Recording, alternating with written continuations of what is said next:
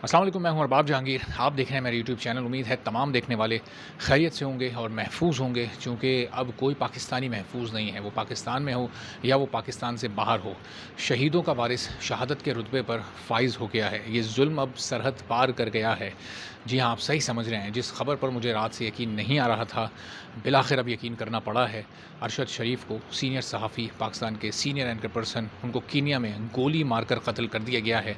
और अब जुल्म और बर्बरियत का ये सिलसिला पाकिस्तान की सरहदों से पार करके भी पाकिस्तानियों का पीछा कर रहा है। अब बहुत सारे इस केस में हक़ाइक़ हैं, ऐसा क्यों हुआ, कौन लोग इसके पीछे हैं। ज़ाहिर है वो उजरती कातिल जिन्होंने मारा, वो तो उजरत लेकर काम करने वाले हैं। असल मास्टरमाइंड कौन है जो अरशद शरीफ को पाकिस्तान से भेजने की वजह बना, जो अरशद शरीफ को एक मुल्क से दूसरे मुल्क भागने पर मजबूर कर रहा था। ये वो तमाम चीज़ें हैं जो कि इस वीडियो के ज़रिए आप लोगों के सामने रखनी है। और ज़ाहिर है कि इंतहाई ये अफ़सोसनाक वाक़या है, नाक़ाबिले यकीन वाक़या है। इस पर अभी तक अपनी आँखों से देखने के बाद भी कई सहाफ़ियों, सीनियर सहाफ़ियों से, अरशद शरीफ के कई दोस्तों से सुनने के बावजूद भी और उनकी फ़ैमिली का वर्जन आने के बावजूद भी दिल ऐसा है कि मानने को यकीन नहीं कर रहा इस ख़बर पर। लेकिन जनाब, ज़ाहिर है अल्लाह ताला की मर्ज़ी जिसमें होती है, जो वाक़या होना होता है वो तो बहरहाल होता है, लेकिन उस वाक़ये से आगे के लिए सीखने और समझने का बहुत मौका मिलता है। अब सबसे बड़ा सवाल ये है कि अरशद शरीफ कीनिया गए क्यों? कीनिया में उन्हें किसने बुलाया?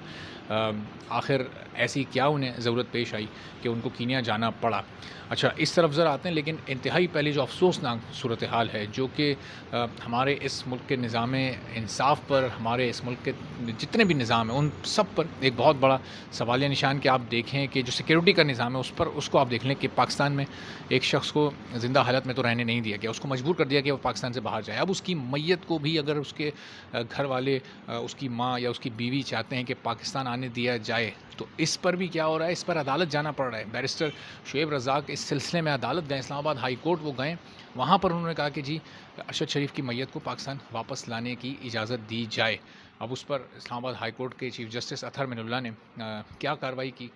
उन्होंने हिदायत दी। उन्होंने वज़ारत दाखिला और वज़ारत ख़ारजा को पाबंद किया, हिदायत दी कि आप अरशद शरीफ की फ़ैमिली से मिलें, आप वहाँ पर जाएँ और फिर उसके बाद कल आकर रिपोर्ट करें और इंतज़ामात किए जाएँ इस सिलसिले में। अब देखें आपके इस वाक़ये को, कल तक उनकी मैयत को वापस लाने के मामले को टाल दिया गया है। अब इस एक दिन में उनकी फ़ैमिली का क्या हाल होगा? उनकी वालिदा ये चाहती हैं कि फ़ौरी तौर पर उनके बेटे की मैयत को पाकिस्तान लाया जाए, चूँकि इससे पहले भी उनका एक बेटा शहीद हो चुका है, इससे पहले उनके शौहर शहीद हो चुके हैं। तो इस वतन के लिए इस फ़ैमिली ने अपना खून दिया है और अरशद शरीफ इस ख़ानदान के तीसरे शहीद होने वाले फ़र्द हैं। और आप देखें कि सहाफ़ती बरादरी का इतना बड़ा नाम और इस तरह से कत्ल कर देना और उसके बाद फिर गैर ज़िम्मेदाराना रिपोर्टिंग करना, जिस इदारे में वो ख़ुद तकरीबन 10 साल तक काम करते रहे, वो इस वाक़ये को हादसा कह रहा है। उसकी क्या वजूहात हैं, इस पर भी आगे चलकर बात करेंगे। लेकिन एक ख़त अरशद शरीफ ने सदर मुमलिकत डॉक्टर आरिफ अलवी को लिखा था और उसमें उन्होंने इन तमाम ख़दशात का इज़हार किया था और उसमें सिर्फ़ अपनी जान को उन्होंने ख़तरे में नहीं बताया था। कई और पाकिस्तान के नामवर और बड़े सहाफ़ी और एंकर्स हैं जिनके नाम उन्होंने उस ख़त में लिखे थे। तो उस ख़त को अगर उस वक्त अहमियत दी जाती, यकीनी तौर पर सदर मुमलिकत ने दी भी होगी, लेकिन उस ख़त के सामने आने के बाद भी ऐसे वाक़यात हुए, इस तरह के वाक़यात हुए जिन सहाफ़ियों के नाम उसमें शामिल थे, उनको उठाया गया और उनको तशद्दुद का निशाना भी बनाया गया। उन पर FIRs भी काटी गईं। अरशद शरीफ ने उसमें इमरान रियाज़ ख़ान का, समी इब्राहिम साहब का, जनाब साबिर शाकिर साहब का, आरिफ हमीद भट्टी साहब का और जमील फ़ारूकी का, सिद्दीक़ जान का, डॉक्टर मोईद पीरज़ादा का, इन तमाम लोगों के नाम लिए थे कि जनाब न सिर्फ मेरी जान को ख़तरा है बल्कि इनकी जान को भी ख़तरा है। और मुझे बावसूख ज़राए से पता चला है, और आपको पता है कि अरशद शरीफ के बावसूख ज़राए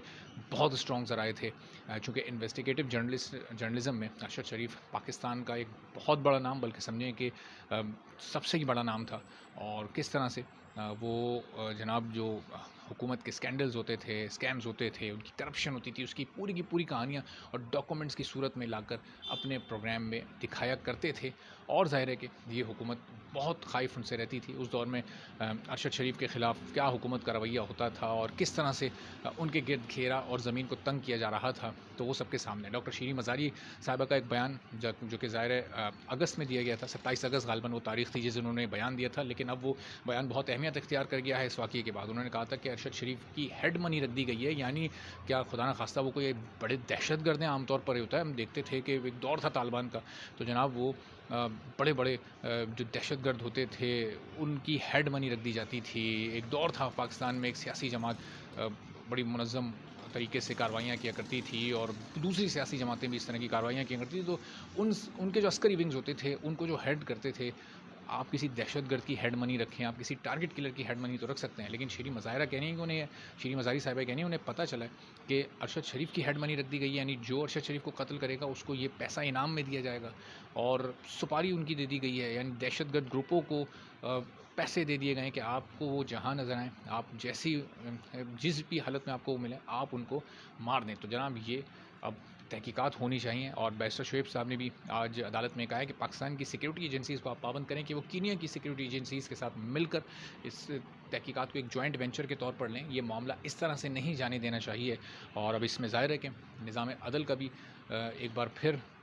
امتحان ہے، اور دیکھنا ہے کہ عدالت اس معاملے کی انکوائری اور انویسٹیگیشن کرنے کی کس کو تاکید کرتی ہے، کس کو ہدایت کرتی ہے، اور پھر وہ کس طرح سے اس واقعے کی تحقیقات کرتا ہے۔ جو ٹویٹس اس وقت ہیں مذمتی وہ آ رہے ہیں، وزیر اعظم نے بھی مذمت کر دی ہے، جناب افسوس کا اظہار کر دیا ہے، اور باقی تمام ہی لوگ خاص طور پر جو پاکستان تحریک انصاف سے تعلق رکھنے والے ہیں ان کا دل اس وقت واقعی دکھا ہوا ہے، چونکہ ارشد شریف اور ان کا جو ایک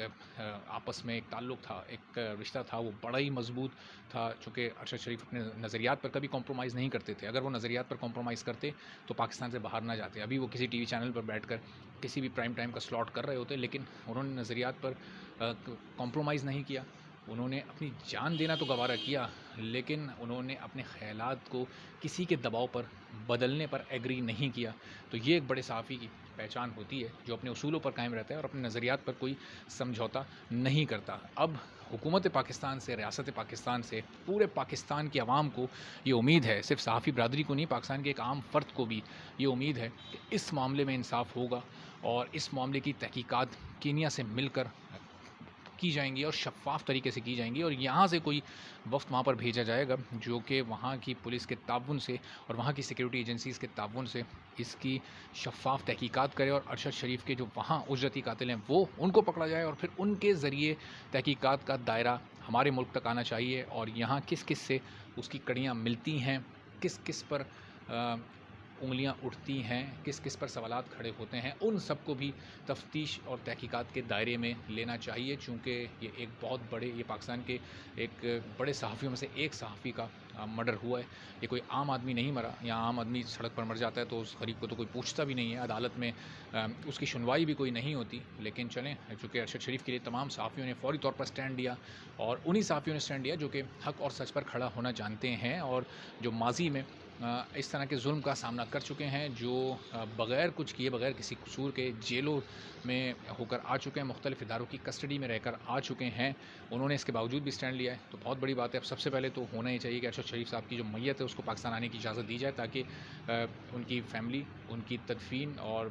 جو آخری رسومات ہیں وہ مکمل